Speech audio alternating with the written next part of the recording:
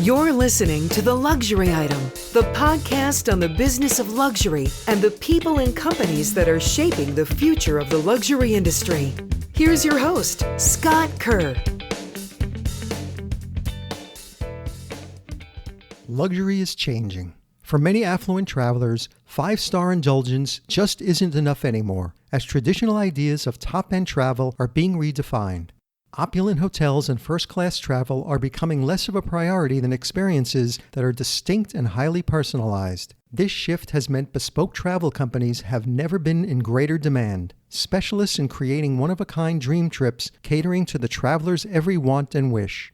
My guest on The Luxury Item is Tom Marchant, owner and co-founder of bespoke luxury travel company Black Tomato, where he oversees parent company the Black Tomato Group's biz dev, marketing, and creative strategies. Tom co-founded Black Tomato in 2005, and it quickly built a reputation for delivering imaginative and cutting-edge private travel experiences around the world. Known for handcrafting inspiring, immersive, and deeply personal itineraries for clients, Black Tomato has been awarded accolades such as Condé Nast Traveler's Top Travel Specialists and Reader's Choice Awards 2021 and Travel + Leisure's World's Best Tour Operators 2022. Welcome to The Luxury Item, Tom. Thanks very much for having me, Scott.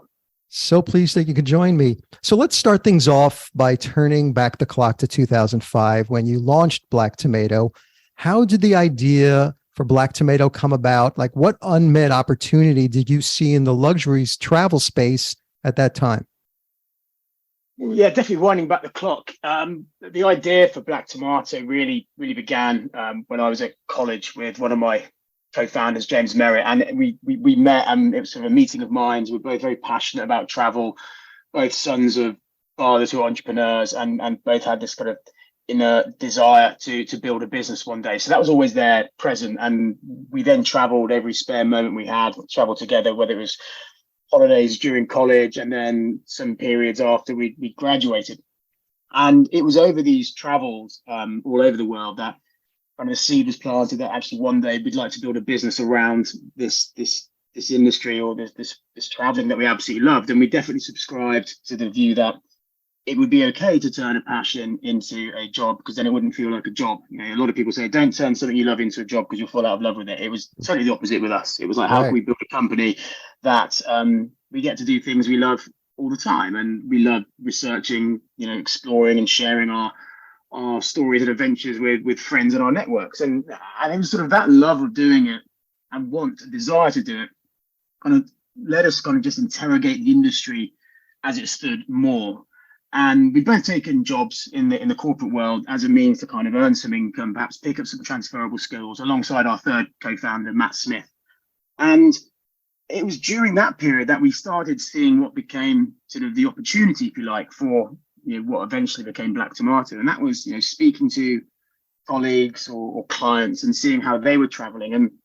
And there was this huge desire we saw for people in quite busy, quite demanding jobs with decent incomes to get out there and explore the world and really have these experiences, but they couldn't find a company that really spoke to them in the way that they felt about the world and how they wanted to kind of grab the world and see it in the limited time they could take off from their jobs. And there are lots of great other travel companies out there in the luxury space, but perhaps doing things in what I'd say is probably more kind of traditional, by rote approach. And Black Tomato was very much about the pursuit of experience. And that's a word I'll probably use a lot of times in this conversation. But back in those days, you didn't really talk about experiences. You talked about destinations and activities.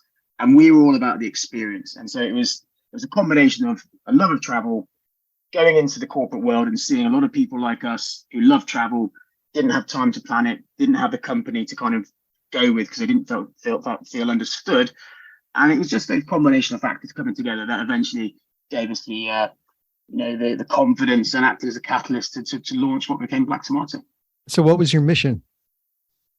Well, our mission firstly was just to sell some trips, if I'm honest, Scott. In those early days, it was keeping alive. But our mission really was to introduce another side of the world to people. That's how we refer to it internally. And the line we always used in those days, which wasn't necessarily a mission statement, but it was an insight, was your time is precious, your time off even more so. And it was really dialing in on that and reminding people that we just don't get that much time off. So if you're going to take time off, make sure that every second of that time is well spent, that you can look back on it and say, I did that right. I saw what I wanted to. I haven't felt I've missed out. I don't have regrets. And that's something else actually that we saw when we were doing our research. You'd meet a lot of people, at a dinner party or at the pub or at the sports match, saying, where have you been? What have you done? And there'd be this like, I went there, but I realized I didn't get to see that, or someone else then told me about this and I didn't know. And you had this horrible feeling of, I'm just taking 2 weeks off or a week off to have this great trip, but I felt like I really didn't get under the skin of the place. So I really only scratched the surface. So I missed out on these things I should have known. And I don't know who I can talk to help me do that. So that was where we said there's an opportunity for us to be that informed friend that we all hope to have in every town, in every destination around the world, who can really lift the lid on how to do it and how to see it in a truly magical way. So here you were building a luxury brand. So at the outset, what were some of your biggest pain points in growing the business and building this luxury brand? There were so many, but I think, when we're talking about luxury, I think it was credibility, if I'm being totally honest, because there were 3 of us who are in our sort of mid to late 20s who love travel, who view the world, but totally unknowns. And in those days, and I still think to an extent now, a lot of luxury brands are based on heritage or credibility. So just kind of say, there is substance to us. We're known. You can trust us. Trust is a big part of luxury. So for us, it was to build a brand in this space. Very quickly, it was like, well, how can we build credibility? And also, we needed credibility to not just build a brand or convince clients to use us, but even to get some of the partners that didn't know who we were to start working with us. Right. So for us, credibility manifested itself in many ways. Some of it might have been press coverage we got from influential titles who tried trips with us and said, actually, these guys really do know what they're talking about. I've tried them and they're brilliant. And suddenly an endorsement from X publication, even subconsciously, would have an impact on a client's decision-making process to use us. So it was about sort of, then finding the right partners and demonstrating that, the relationships we have with these partners were right, showing to our clients that, what we profess to offer, we genuinely could offer that. I think a lot of people can get into the travel world and promise the world, no pun intended, right, but not actually deliver it. And again, in the luxury space, you don't get many shots to get it right. In fact, I'd say out of all the various sectors, it's probably the least forgiving. So, we had to get it right and build credibility, establish trust. And we were lucky that we managed to do that. We got people using us. Well, since the launch of Black Tomato, the travel and tourism industry bore the brunt of both the 2018 financial crisis and the 2020 COVID crisis. And in the immediate aftermath of the global financial crisis in 2008, consumers pulled back on discretionary spending, canceling or downsizing planned vacations. Businesses tightened their belts and cut corporate travel expense accounts. And even the richest 1% suffered large losses early on in the recession, but bounced back quicker. How did it impact your business, which was really in its infancy stage? Yes, I mean, the short answer, it impacted us heavily, but in what I'd say is sort of heavily positive ways as well. Look, firstly, because we're in our infancy, we didn't have huge overheads. We didn't have, a crazy cost base that would be, hard to unravel. So we could be dynamic. We could be, which we still aspire to be every day today. But we could be adaptable. We could be flexible. So we were working in a tough space, but we could be agile. But what we did was the first thing was we really, really rifled in with our focus on the customers that we knew would still want to keep traveling if they could, and so that meant a far clearer understanding of who our customer was and what they wanted. Now, some of our customers don't see travel as a discretionary spend; they see it as a life-defining aspect, and so there would be other things that they would forego way ahead of travel. But it was those people we said these are the people we need to be speaking to. So the people that perhaps previously been working with us or considering us for discretionary spend, we said, well, look, we're probably not going to see much business from that segment for a while. And that's sad for everyone, but understandable. So that was one thing. Rifle focus on who the customer base would be that would hopefully still carry us through this challenging period. Second thing was about, well, what is going to make someone want to travel? What is going to make someone say, well, I have to go now, not I'd like to do this, but you know what, I can wait till next year or the year after, and I can make a saving on that. So then it was looking at the product and the experience we're offering, and finding those experiences that had a real must do now. That might be because it's a place that's just been discovered, and in 2 years' time, it's going to kind of be out there and everyone's going to know about it and have lost its allure. It could be natural phenomena that is only going to occur this year, and we're not going to see it again for another 50 years. So if you imagine all those different criteria, but that lent a sense of urgency to why you needed to travel now, that informed our product development and enabled us to be putting trip ideas in front of this travel hungry, defined by audience. And when you kind of combine those two aspects, it led to us being able to still generate business and get us through that part. And we also did other things which showed our customers that we were aware of the challenging natures we had back in the day. It was far harder to do then than it probably is now with various APIs. But we had a currency map on the site that showed the world and where your pound, because we were largely we started in London, so we were yet to be in the US market then, but largely how far your pound went in certain destinations. So where could you get most bang for your buck, but in this case pound. And even that helped, and it also showed to our customer base that we were thinking all the time about still trying to get them the best possible value when they took their travels. So a combination of factors, but it definitely made us adapt, it made us innovate, and I think as a result of those actions, we survived it. But one of the consequences of the 2008 financial crisis was a shift in the marketplace and consumer attitudes, behaviors, and values. Conspicuous consumption was out and meaning and personal growth were in. So did you start to see that shift play out in the types of experiences wealthy travelers were asking for? Yeah, we definitely saw that shift in inquiries or types of inquiries. I think, though, fortunately for us, the kind of travel we've been doing since the outset was quite often about, getting into, the great wildernesses, going on treks, getting off the grid. It wasn't, we do a range now, but that covers that, but also with, we work with private villas and private houses and hotels around the world. But at that time, as there was a shift towards, like you say, this kind of more meaningful, measured, conspicuous side, it actually kind of aligned just by chance with our product range at the time. So we saw the shift, but fortunately for us, a lot of what we were doing catered to that. And so actually people almost like found us because of the stuff we were doing and said, okay, I like the way you guys are approaching or the type of stuff you're offering. So it dovetailed. But yeah, I definitely remember seeing that shift. And I definitely remember having conversations with clients about things they'd like to do, but they're gonna wait on that for a couple of years, but there's something else they want to do that spoke to a more pared back, cautious approach to kind of their spend. So let's fast forward to 2020, and COVID-19 brought the travel industry to a halt. The full devastating impact it had on the global travel and tourism sector amounted to losses of something like $4.5 trillion.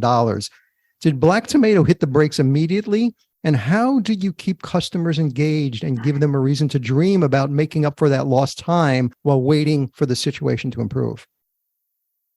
Oh, it's funny talking about COVID because, yeah, it was such an experience. Let's not lose sight of the fact it was such a tougher experience for so many people that actually did live with it and were affected by it. But obviously, the travel industry was decimated, and we weren't unlike anyone else. Did we have to hit the brakes immediately? Well, yes, what I'd say is yes and no. What was there? There was profound change overnight. I remember speaking with an editor of a magazine probably in February when COVID was being talked about, and we both, probably more throughout of sheer optimism or hope, said, "Oh, it's probably not going to be something big. It'll be gone in a month's time." And I think that was more we just were hoping. Right. And then you went forward to March, and I remember effectively kind of being the last man out of our big office in Shoreditch, sort of locking the door and wondering when we'd be coming back into that as people moved to remote. So yes, things had to change, and there were certain things we were doing that we had to stop because we had to make sure that we could keep the lights on to get through this period. But other things needed to progress. So firstly, we had clients who were still, if they could, hope to travel. So we still needed to be there for them. We also needed to be there, crucially, for our partners all over the world who are going through equally, some of them, if not more so, painful experiences about trying to kind of stay alive. And I think one thing that I did, I mean, I love the travel industry, but what I really loved in terms of COVID, as tough as it was, the silver lining to that dark cloud was how much the travel industry all pulled for each other. So how much we all tried to support each other, whether it was, these tiny partners in remote parts of the world who we've been working with for years, who had their businesses for 50, 100 years, generations, making sure that they were still helped to kind of get through this. And making sure for our clients who couldn't travel but might need refunds that we could help them as well. So it was sort of breaks in one regard, but not in another. So it was about keeping the lights on for them. But then to your point, it was absolutely not putting the brakes on to keeping engaged with people, because our belief was, obviously at the time based on hope rather than science, was that this period would pass. But as and when that would happen, we didn't know. But the goal was we needed to make sure that Black Tomato would be present and available, and importantly, front of mind in our customers' eyes when this period passed, so that when the world would open up again and there would be this re-emergence of travel, people would want to do it, and hopefully would want to do it with us. So we adapted, but we came up with a whole host of different content campaigns, different outreach to our customers, just to let them know that we're thinking of them. And I think it was a very narrow tightrope to walk, I should add for this. And I think we probably all got stories about people who did this well and people who didn't do it well. But I don't criticize anyone because it's a tough time. But what I mean is how you marketed during COVID and did it in a way that was sensitive and thoughtful and not tone deaf. Because I think sometimes we saw certain brands out there just pushing all these messages out, yeah. and you thought, well, do we really need to be talking about holidays when people are dying all around and I'm hearing the sirens and blue lights outside my house every night, and you'd wrestle with that. But so what we did was I think we took a very careful and thoughtful way, which basically the message was, we're here, we're thinking of you. There are far more important things going on in the world right now. But as and when you're ready, we're waiting for you and we're thinking about you. And we pushed that through certain channels. But yeah, one thing we did, we had a campaign called Stay Dreaming. So it was just a flick on daydreaming, but we're staying at home, but we're dreaming. And the pun also is that we're dreaming these days. And what we did is we went out to the various people in the industry and said, share with us your stay dreams. So where are you dreaming of going when we can go again? And so we had everyone from, owners of Bournemouth, Natsia, to Brett Armitage, One and Only, to clients of ours, to press, all sharing these great stories. And we'd share them out. And it just acted as inspiration and a reminder that one day it will come again, and perhaps it will feel, remember that first time you ever travel, or maybe you haven't traveled for ages, and that first time you travel, it just feels so magical. And it's like, perhaps it's going to feel like that again. It'll feel like as good as it did, the first time I went. So we sort of zero in on these emotions that everyone was feeling and try and let people know that we were thinking. So we'd be pushing content to them in that way.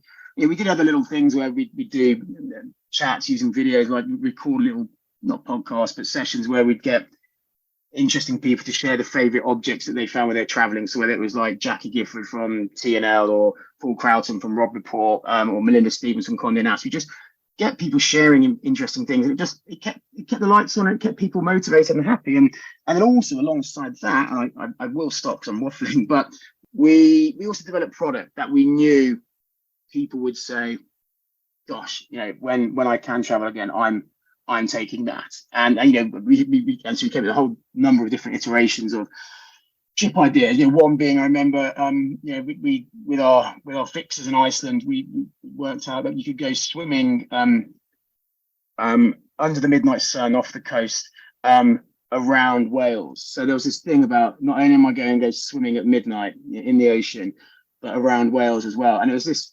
just mind-blowingly exciting experience that we said, these are the things you can look forward to. So then even during COVID, when people couldn't travel, we were actually selling business, because people were saying, sign me up for that, or you're giving me these things to look forward to. So it was Oh, it was a crazy time. It was a truly tragic time, all told. But I think I've always been proud of the team at Black Tomato for their ability to innovate, their curiosity, and their thoughtfulness. And I think that really shone through then in terms of things we did, and certainly we've heard since then in terms of feedback from clients that our outreach, the thoughtfulness of our messaging made a difference, and it kind of kept them interested in us, which was ultimately quite important.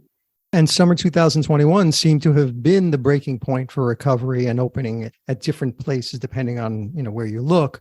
And you jump back in with a really innovative multi-generational travel offering called Take Me on a Story, which is a collection of these 5 bespoke travel itineraries inspired by legendary children's books like Alice in Wonderland and Arabian Nights. Can you talk about these fairy tale inspired voyages and why you went all in on targeting families post-lockdown? Yes, I think if I was just talking about the lives people were living during COVID, we were stuck at home, we were dreaming, we were wandering constantly, and one thing we saw, just from our clients, but from people that I work with, family members, was how much these stories that were being read to children at bedtimes or who were being homeschooled took on almost a more meaningful place in terms of their minds than they ever had before, because it was suddenly this sense of escapism that obviously stories give you just felt all the more powerful because we were so locked down. So these stories that were being told, whether it's Arabian Nights, Alice in Wonderland, it just got people dreaming of, wow, what would it be like if we could do this? It wasn't just like, this is a great story and I'm going to go on holiday tomorrow. It's like, this is a great story, and wouldn't this be amazing if I could actually do this when I can't do anything? So it was that seed of that insight that was sort of left with us internally. And I should also say, literature has always been a massive source of inspiration for us at Black Tomato. We're big believers in the power of story. So we've always, over the years, looked at kind of how literature can inspire. So we saw the opportunity and said, well, why don't we take some of the classic children's literature and turn them into immersive trips that we can introduce to our clients, potential clients, who are families, and allow them to book it and give them, and most importantly, their children, something to really look forward to when we can, as we come out of COVID, and show and almost like reflect upon something that had become a commonality in terms of the storytelling and the dreaming of being able to get away during COVID. So that's where it started from, and with families, we're a company of families. There's lots of my brilliant colleagues have families, including myself, and so we're always looking at how can we optimize the travel experience. I think over the years we've just started collecting lots of families as clients. And when we started the company, we were a lot younger. We didn't have families, but we'd still get some family clients because they shared our attitude, if you like. They shared our curiosity with the world, and they were keen to perhaps do stuff that was at the time a little less conventional than some of the traditional family offering.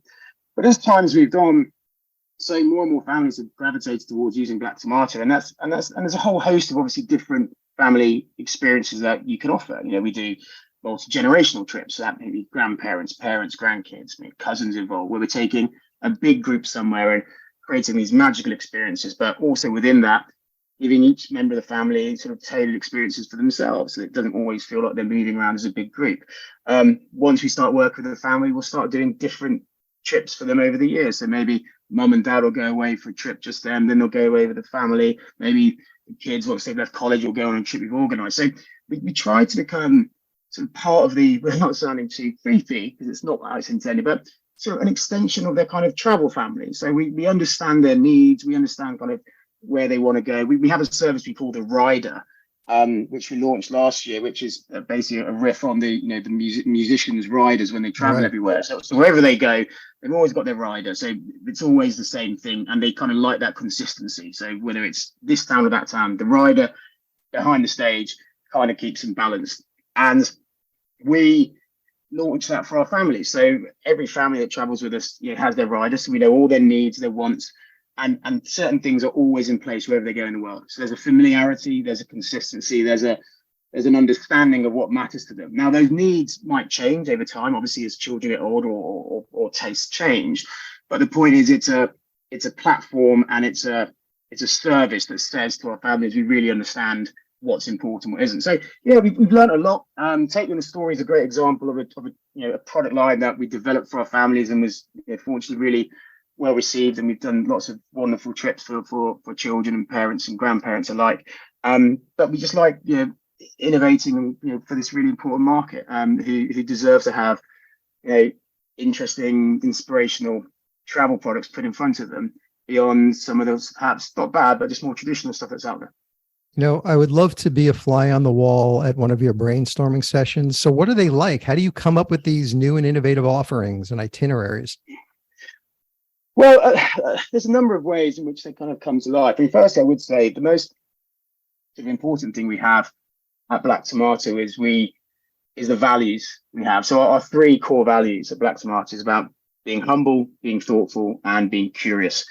And they're so important to us that we recruit against them. We celebrate them in so many different facets of the business in terms of rewarding people, acknowledging people. But what it means is that everyone who kind of walks through the Black Tomato doors is coming in with a curious mind and a thoughtful mind. And we encourage people to share these thoughts and ideas. And there's a myriad of platforms and opportunities for these things to be shared. So that's firstly, if you like, the base that we're working off is that we have a culture of curious people. And I think if you have that, you are lucky, and you're also kind of not quite future proofing, but you're giving yourself a good chance of ensuring that good ideas will continue to flow and ultimately flourish in a business if you recognize as leadership that they're important.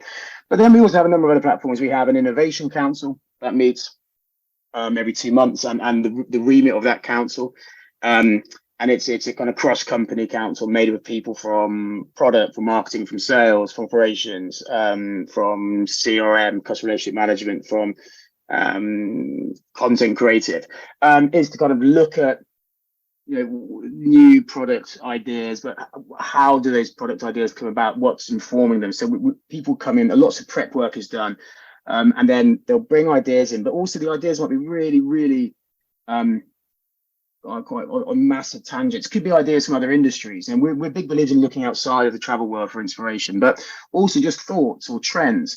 And so the idea of an innovation council is to just kind of plant seeds that could develop into big new products, and also around services as well. So that meets, so products and services come out of that innovation council, and that's been the source of at least 4 or 5 of our strongest ideas in the last 3 years. And it's something that I personally love being involved in running, and we've got just a really brilliant team there. But we like to mix it up as well. But so the Innovation Council is one. And then we have another council called the Client Experience Council, which is relatively new, but this is a team that is constantly reviewing the client experience and learning or asking questions of ourselves, like how can we improve it, constantly asking questions, never settling for, well, it's good enough, and it's always been good, so we don't need to change it. And so looking again in the industry, but looking outside of the industry and asking ourselves, are we giving the best possible service we can, not just within travel, but also against anyone in service industries? And I think sometimes industries, or maybe the travel industry, can be guilty of saying, well, it's good enough for travel. And I think we forget that our customers, when they're assessing how we respond to requests, how we manage an experience, how we deal with changes, whatever it is, they're not just comparing us against perhaps a competitor or what they've seen before. They're comparing us against how their health club may service them, how their favorite restaurant looks after them, how their favorite fashion brand contacts them, deals with complaints, whatever. So how their mobile phone network kind of services them. So you are constantly being appraised of service, I think, not just within our sector, but outside of that. And that recognition forces you to raise the game and keep pushing forward. So and I think everyone gets that within Black Tomato. There's this need to keep moving forward, not just for the sake of it, but if you look at how things are done today to how they were when we were launched, they're vastly different. But it would have been easy just to sit back and say, well, we'll just do it this way because it's worked that way. But if we'd done that, I don't think we'd be here still. So like I say, there's a myriad of platforms, get-togethers, vehicle teams that foster and drive forward the innovation. And it's an area that myself and my partners are very proud of, and it's always great to see the ideas that the talented people at Black Tomato are bringing to the table. So let me talk about the company. So today, the Black Tomato Group is the parent company, and you generate revenue from three businesses, right? The two luxury brands, Black Tomato and Epic Tomato, which is more expedition-led adventures, and a new travel creative agency. And tell me if I'm pronouncing this right. Is it Soster? It is. You are pronouncing it right. So you trying to position yourself with all these businesses as the go-to brand for everything luxury travel?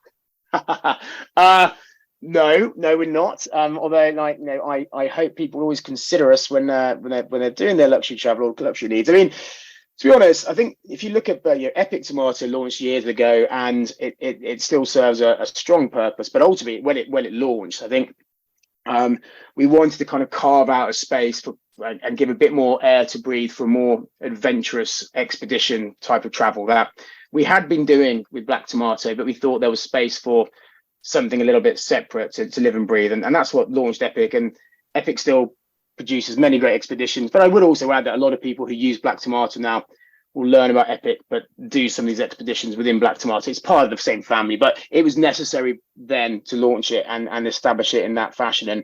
And I mean, we have and continue to create some wonderful expeditions, which is brilliant. With Suster, that's really a source of huge pride for us. I think when we started Black Tomato, for us it was always important, to get the product right, but also the only way people are going to find out about your products is if you are creating great content, great messaging, strong creative to bring it to life. And I think I found it ironic when we first started that we in the travel industry are blessed. We're the luckiest people in the world when it comes to marketing or creating creative, because we literally have the world to play with. I mean, we have the most beautiful, inspiring, moving natural assets in the world to sell. And yet I would look around when we started and say, I kind of can't believe this. I'd be sat on a tube in London looking at an advert for a destination, and it would just make me not want to go there. And I just thought it was fascinating how people could get it so wrong, or were doing it by the numbers, or were just not inspired to get it right. So we made creative a central point of Black Tomato's growth strategy. If we had strong messaging, if we had creative that people liked and brought them to us, so we would build empathy. So we'd find people saying, I like how that company talks. I like how they're positioning themselves. I like kind of the content they're producing. Yeah, they get me. I'm like that. And as we all know, once you are building empathy, so the propensity to want to work together, to use you, it increases. If I read copy on the side of a food product, perhaps that I like, that I'm looking at against another one, and this copy is making me smile, or sort of saying, and it makes me feel like they get me, then I'm probably going to buy that over the other, even though there may be a myriad of reasons why I should do the other one. So it was about getting it right.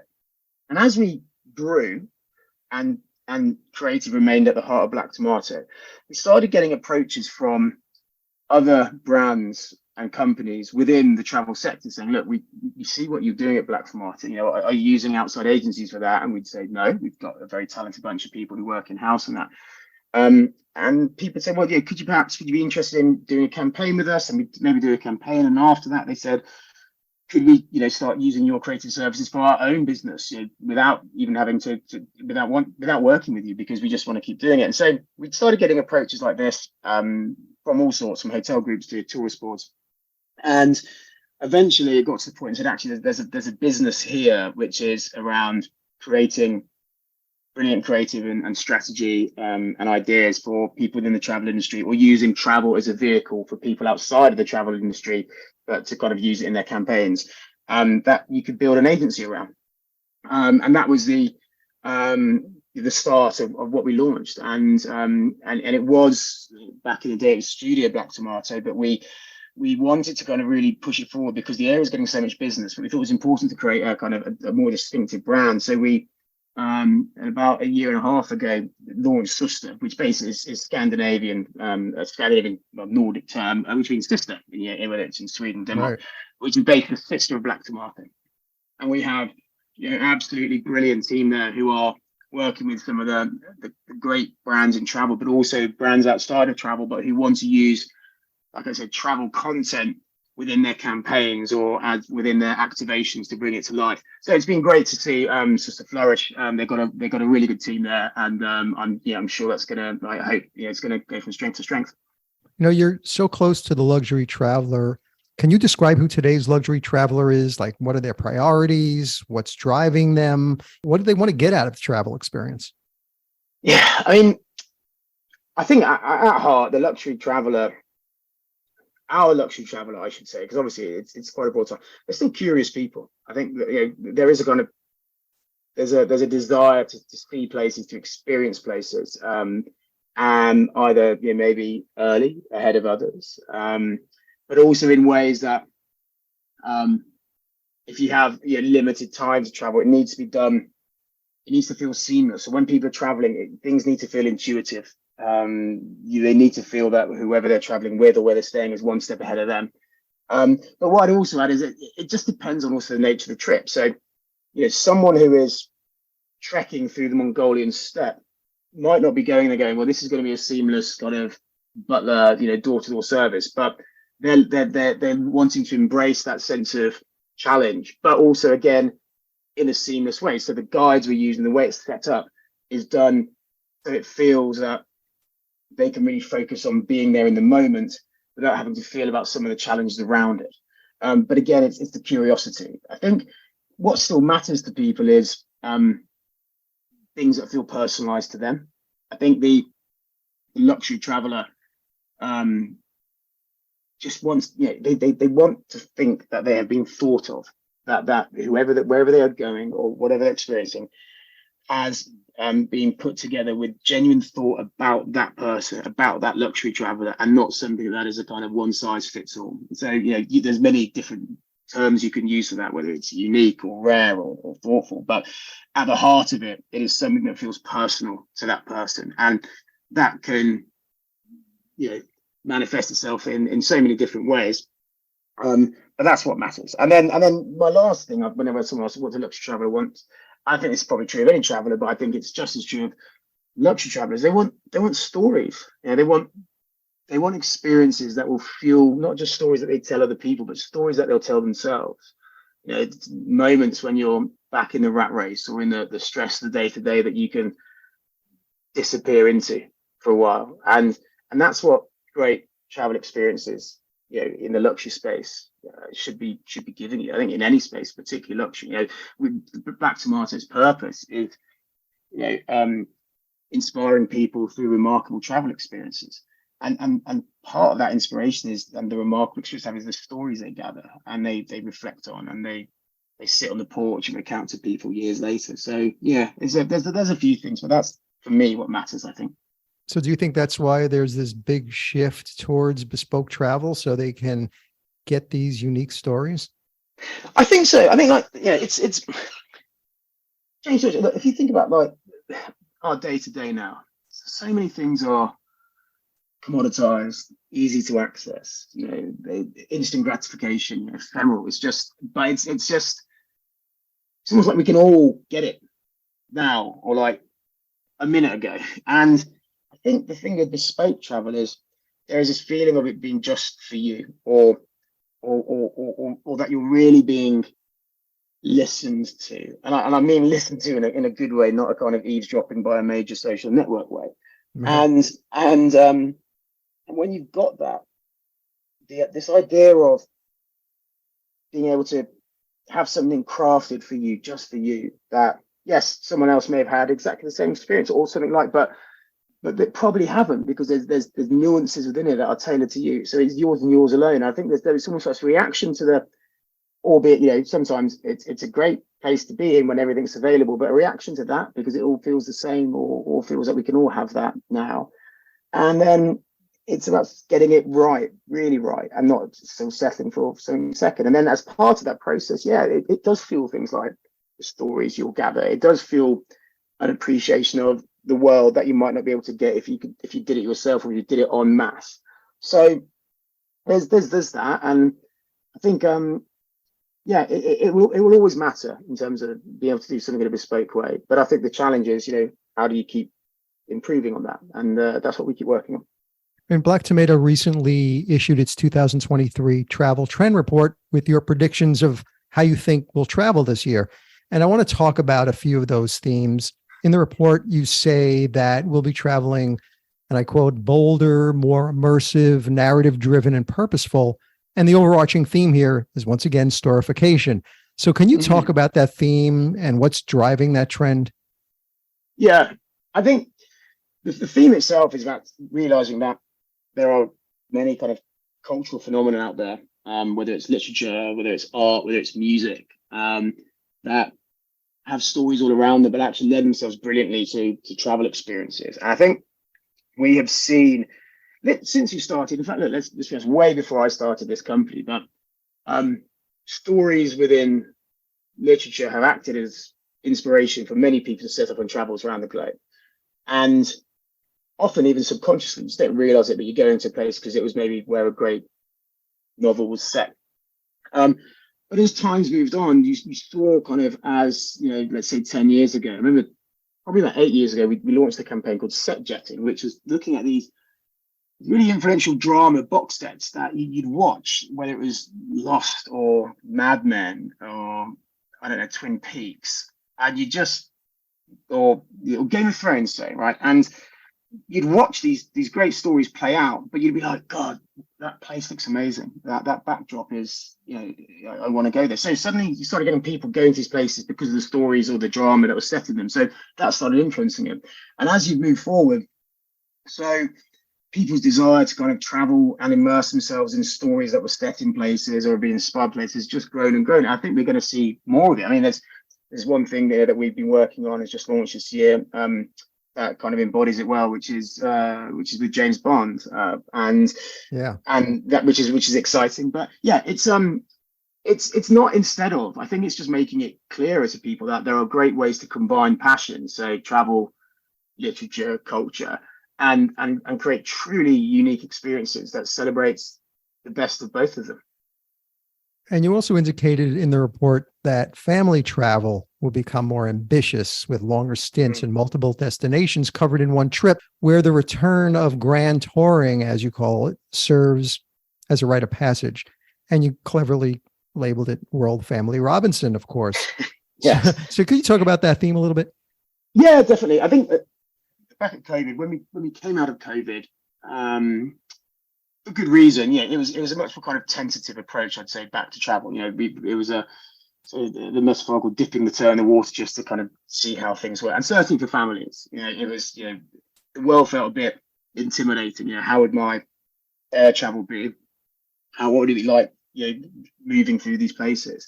And as things have settled and people have, you know, realized that actually, I'm always loath to use the word normal, but things are settling and getting easier. So suddenly the desire to kind of perhaps go further than they had before, or simply return to the old place or the old favorites has gone, and now it's about, let's get back out there and really embrace it. And there's some fantastic places to visit that we can combine, you know, all these different needs and interests in the family and go out and do it together and have adventures together, and adventures that really bond and connect different generations of family. And so, yeah, we're seeing, you know, fantastic kinds of inquiries and bookings all over the world, where whether it's parents and children or grandparents plus children, or two sides of the family coming together, having adventures together, kind of, you know, and actually that experience of doing things together, but adventures together is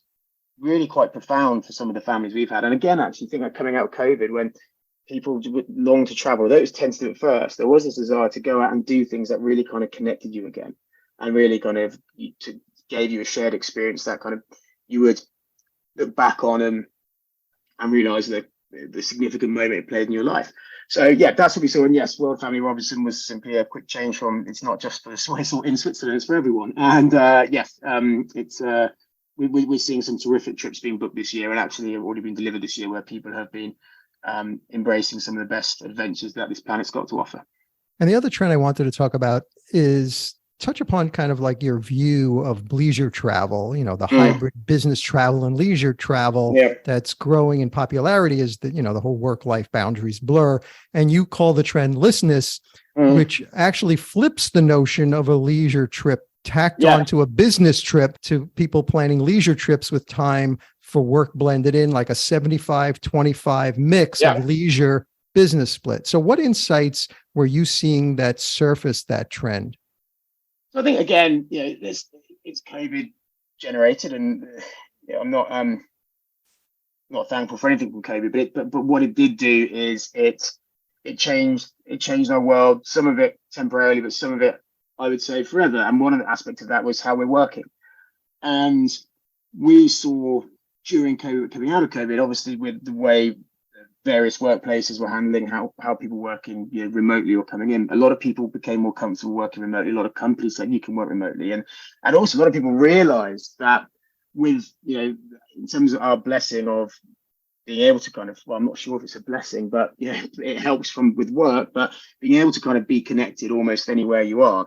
Suddenly, if you're working in an industry that allowed you to be primarily on your laptop and not have to be physically in a space for certain roles, you could work from anywhere. And actually you could so we had this whole nomadic travel where people just moving around the world and working from there. But then what we saw was, so it was something we saw and we sort of zeroed in on it, where people saying, look, I'm going to go on a holiday, but I need to kind of have where I'm staying, sort of a bit of an office where I'm going to do half days from there. So I'm going to be doing fun things in the morning, but then I'm going to go and work in the afternoon. And you sort of got to have this combination, or maybe I'm going to work one day out of 3. But suddenly someone's like, well, I'm on holiday, so I'm enjoying myself. I can then pop away for a bit, do some important work. So I can check in with work on that, and that's it. But then as soon as I'm kind of stepping away from a laptop, I'm stepping out and looking over, the Pacific Ocean, or I'm stepping out and looking over like the Alps. And that was never really possible in the previous setup before COVID, when everyone was pretty tied to a physical workplace. Or if you did do work on holiday, it was because it was an urgent matter and you were taking time out of a precious holiday. It's just changed the blend, and also why we are saying listeners. And yes, I know it's all a bit jargony and we sort of jump on these things, but I think it's just a flip where it used to be, I'm going on a business trip and I'll tack on a couple of days holiday afterwards. Now it's like, well, I'm going to go away, but perhaps I don't take all this time as holiday, and I can do my conference calls on these days. I can check with my team on these days, but all these hours in between, I'm going to be surfing, or I'm going to be, riding bikes with my children. I'm going to be picking grapes in the vineyard. So it's just a change, but people are embracing it and traveling that way. Are you seeing airlines right now and hotels capturing that bleisure / business traveler? I think so. I think certainly I haven't sort of seen in terms of campaigns. I think hotels certainly have been like, look, we're set up for you to work in as well, but not saying it's simply for the corporate groups. I think it used to be like, come do a big corporate event here and you can work from here. I think people are saying now, look, if you're here with your family and you want to stay for a bit, you need a bit of time to work, we're perfectly set up for that. If you want to kind of be on the beach with your laptop, which I also do acknowledge is probably some people's idea of hell, and to be honest, you might not want to do that. And when you take your holiday, that's how you need to do it. But it's each their own, and I kind of respect the people that kind of also want to blend it, or maybe they need to do that. But it's almost like they can do it, so they've been allowed to do it, so they can make them a bit more flexible. So yeah, we are seeing that come through with suppliers. I think airlines are. Yeah, I mean, I personally haven't seen marketing, but I've heard conversations saying, yeah, it's sort of the leisure traveler now kind of can be a business traveler in terms of what they're doing there.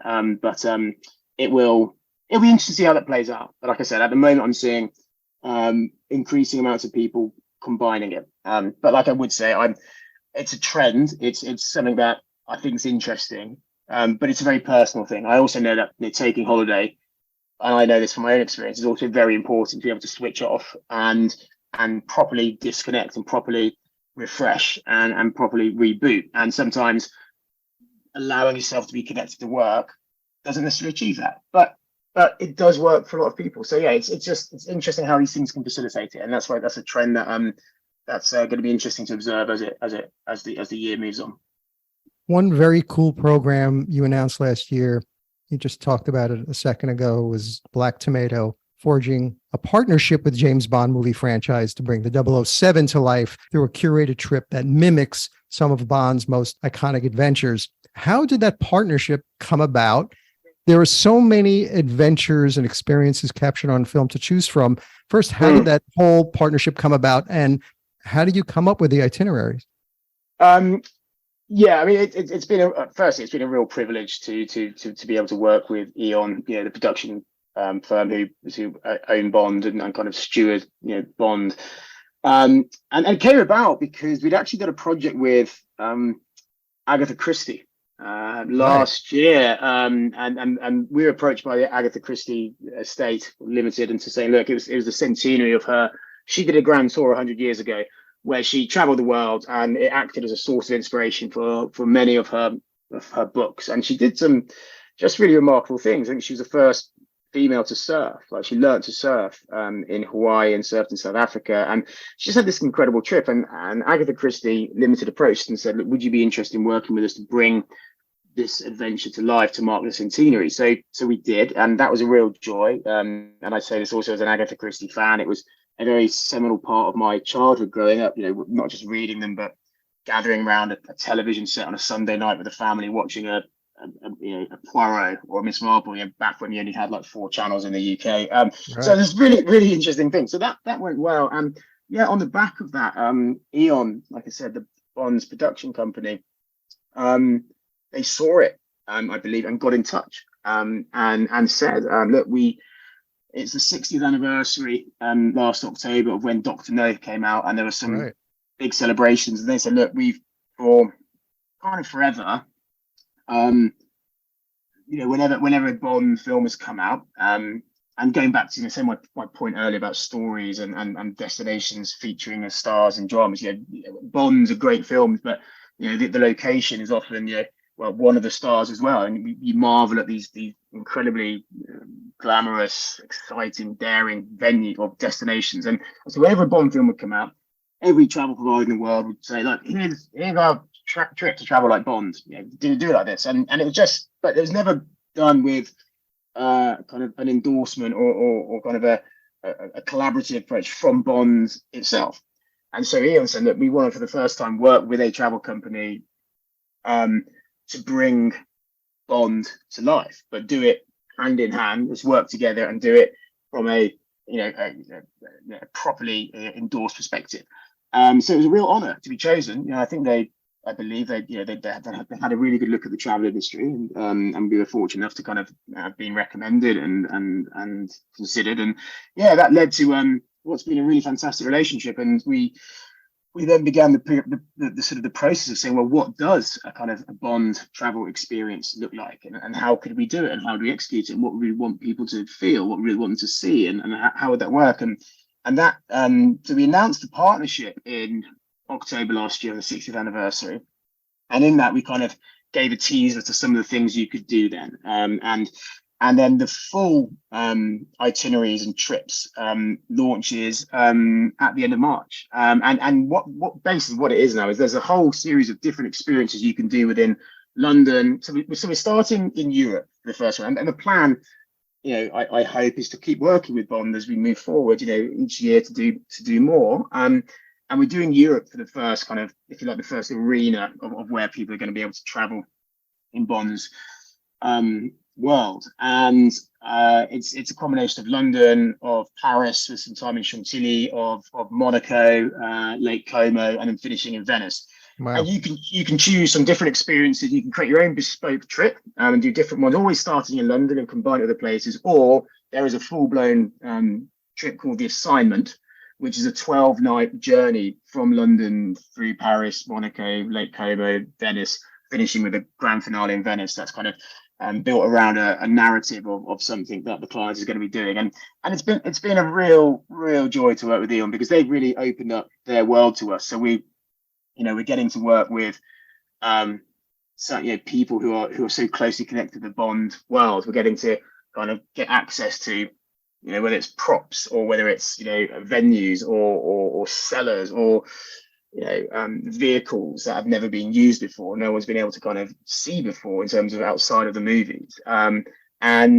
It's really exciting. So more to come on that phrase, on that front. But I would say as someone who's been a lifelong Bond fan, and who always, like I said, a value of our companies about being humble, it was a pinching moment when we got asked to work with Bond, and also kind of an honor and a sense of expectation that we had to kind of get it right and treat this institution and much loved hugely loved and cared for cultural phenomenon with the right respect it deserves and get it right. So it's been great to kind of launch it. Been great to see the levels of interest and bookings coming in for it, and I'm excited for what's to come.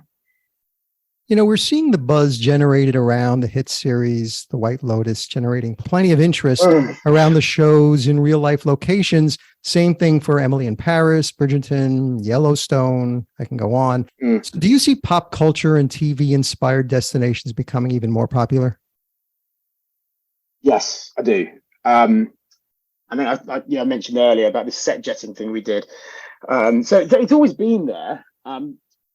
But it's a balance, right? And so I do see them becoming more popular, but I also do see there being a saturation point, a limit where that will wear off very quickly for certain people. Okay, so you look at White Lotus, that property is we've been booking people into that property, on the back of the White Lotus, and and we saw it even when White Lotus first series in Hawaii. It was like a love letter to Hawaii, albeit with a lot of darkness, but the way it's shot, same as in terms of what was happening in Sicily. So I do see that happening, and I do see when people look at Emily in Paris, I want to be there. It's not like Game of Thrones. People want to be there. They might not want to be in the middle of a battle, but they want to be on those beautiful landscapes, whether it's in Northern Ireland or in Iceland or in the back streets of Croatia.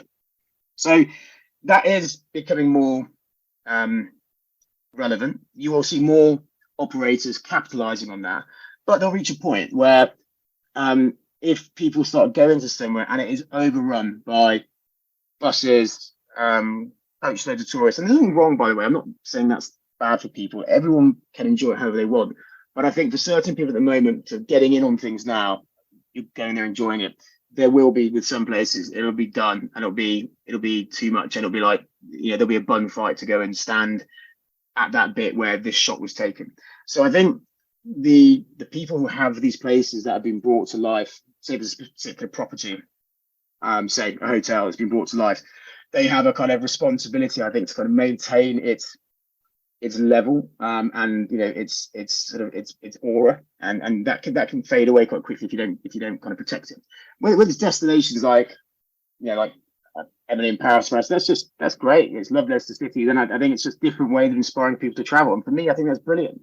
I'm always a big proponent of anything that can inspire someone to travel in whatever medium.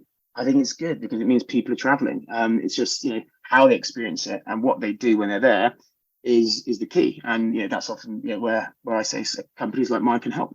As the bespoke luxury travel space is getting more crowded, are you finding yourself in an arms race to develop even more innovative offerings and itineraries? Like, how much time do you spend negotiating insider access to normally private sites and experiences to kind of raise the game?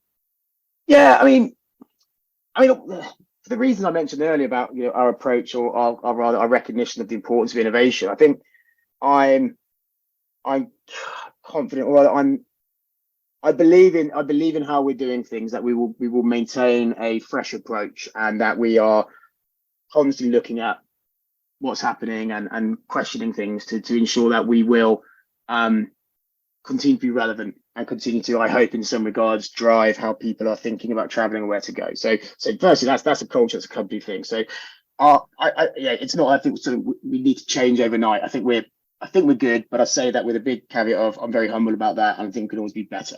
In terms of racing to get access to places, that's an interesting one. I think if you built your strong network of relationships around the world, and people know who you are, they know how you approach travel, and they know your client base and why you want to work with them, then access should be granted or can be granted, and it's not necessarily, it can be exclusive, but it's not necessarily first come, first served. I think it's certain places they want to work with people that they respect, that they feel understand them, and that bring a great sensitivity to how they're working together. So it matters to some clients, some places, other places it doesn't matter. But I think you tend to achieve the impossible by being good people, and by being good to work with, and being humble and being thoughtful. And we've definitely we've seen that. And I think it's not just by fluke that we've managed to kind of create some of these world firsts or get these things. I think it's because we've got a very, very good bunch of people who are good to work with and care deeply about our partners as well. So, Tom, my final question is the luxury item question, which I ask all my guests. So if you were stranded on a deserted island and you can only have one luxury item with you, what would that luxury item be? It can't be any form of air transportation or water transportation or anything that requires mobile service, so you can call someone to get you off that island. It's just you, lots of sand, lots of water, some palm trees. I definitely know you would not find this on a Black Tomato itinerary. What would that one single luxury item you would like to have with you? So I've often thought about this. There's a radio show in the UK called Desert Island Discs that I listened to growing up. I still listen to, and there's a similar it's famous at the end, and I love it. And I've always struggled. And so I'm going to probably give you a really terrible answer. So originally I was like, well, it would be my daughters, because when I travel I miss them the most, and that. But then that's not a luxury. I'm just blessed with that, and they'd probably hate me for dragging them off to an island. I'd take my wife as well, and they'd want to be home and having more fun, and wouldn't want to be in this terrible situation that their dads got themselves into. So that would backfire. So it can't be my daughters and my wife. And then I thought, well, actually, I think the things that I treasure the most when I do have the time to do it is read, and I love reading, and I think that's. Don't get to do it enough because of how manic we are. So if I'm on a desert island, I figure I've got a lot of time, and I will need to be distracted. And I'm going to be greedy, but I was going to ask for a library. And originally I was going to say, well, I'd also like the British Library. But then I'd have so much to read. I'd also probably be able to work out how to get off the island from one of the books there. I'll certainly be able to live off that. But then I thought that was probably too big for the island. So then maybe just a really good bookshop. Like one of my favorite bookstores, like either City Lights in San Francisco, which I just think is amazing and for all the reasons and its influence, or Dawn Books in Marylebone, which is, one of the original great travel bookstores and now has lots. But basically, there'd be lots of books for me to read and lose myself in, but I hope you find some inspiration to survive and get off the island as well. It's a big ask and it's probably not even allowed, but I'm going to be greedy and ask for a library or a bookstore. Tom Marchant, owner and co-founder of Black Tomato, thank you so much for joining me on The Luxury Item. Thank you, Scott. It's been a pleasure to talk with you.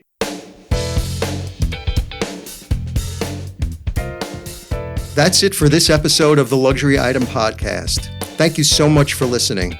If you found this useful and entertaining, I would be really grateful if you can share it with a friend or colleague. I would love it if you subscribe so you never miss an episode. And while you're there, be sure to rate and review us on Apple Podcasts. It really helps other listeners find us. The Luxury Item Podcast is a production of Silvertone Consulting. I'm your host, Scott Kerr. Until next time.